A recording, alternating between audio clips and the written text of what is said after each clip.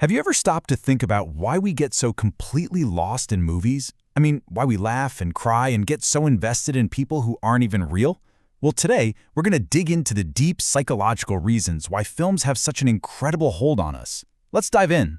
Seriously, think about it for a second. I bet there's a movie you saw years ago that you can still feel. It might have shifted how you saw the world, maybe even how you saw yourself. It's a feeling we all know, but what's actually going on there? Why does that happen? That's the big question we're unpacking today. Okay, so first up, we have to look at what's happening inside our own heads when the lights go down. Turns out, watching a movie is anything but a passive experience. Your brain is actually firing on all cylinders, basically treating the film like a super advanced mental simulator. At its heart, cinema is a powerful form of mental rehearsal. You see, when we watch a character navigate some crazy journey or make a gut-wrenching choice, our brain doesn't just sit back and watch. It simulates. It's running the scenarios, weighing the options, and feeling the consequences, all from the total safety of our seat. And why is this whole simulation thing so darn effective? It's because movies speak our brain's native language, which is story.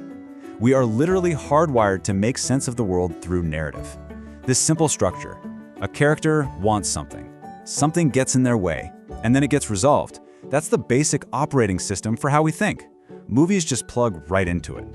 So, what's the payoff for all this mental rehearsal? Well, you can think of it like a workout for your brain.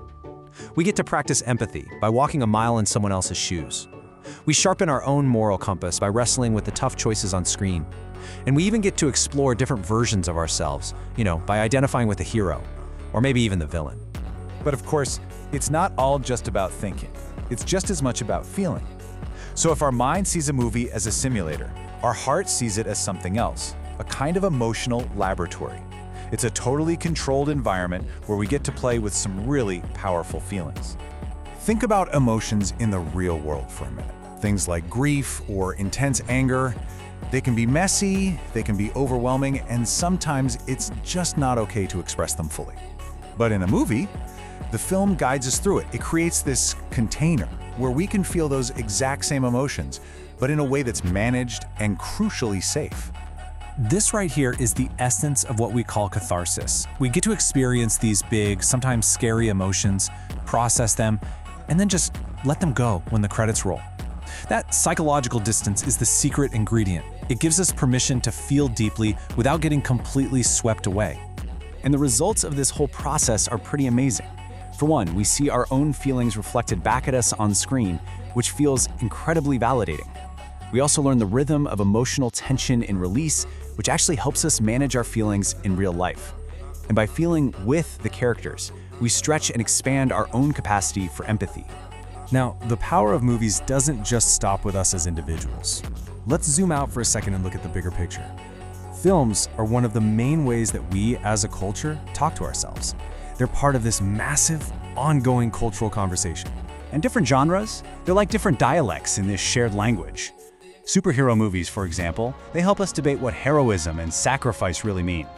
Historical films let us argue about our collective past and how we should remember it. And social dramas, well, they force us to look at uncomfortable truths about our society. Movies give us the stories we use to define what we value. And we can't forget the simple ritual of it all. I mean, think about it. A room full of strangers, all sitting in the dark, all laughing at the same moment, or all gasping at the exact same twist. That synchronized emotional journey is a really powerful form of social glue, reminding us that we're all in this together. Okay, so we've seen how movies work on our minds, our hearts, and our culture as a whole. This brings us to the biggest question of all. What separates a movie that's just fun for 2 hours from one that's truly transformational? One of those films that really sticks with you forever. So what is that secret sauce? Well, it turns out it's not just one thing. It's actually a powerful combination of 3 very specific elements coming together. Here they are. First, you need psychological depth. The characters have to feel like real, complicated people. Second, emotional resonance. The story has to tap into something universal, like love or loss, that connects to our own lives. And third, cultural relevance. The film has to speak to the moment, to the questions and anxieties we're all feeling right now. When a movie hits all 3 of those, that's when it changes you. So, if you take just one thing away from all this, let it be this. Movies are so much more than just entertainment. They're fundamental tools for being human. They're the technology we've created to let us think through stories, feel through images, and connect with each other through shared meaning. And that leaves me with one last thought for you. Thinking about everything we've talked about, the mental simulation, the emotional lab, the cultural conversation, what was the last film that did all of that for you? What was the last film that really truly changed you?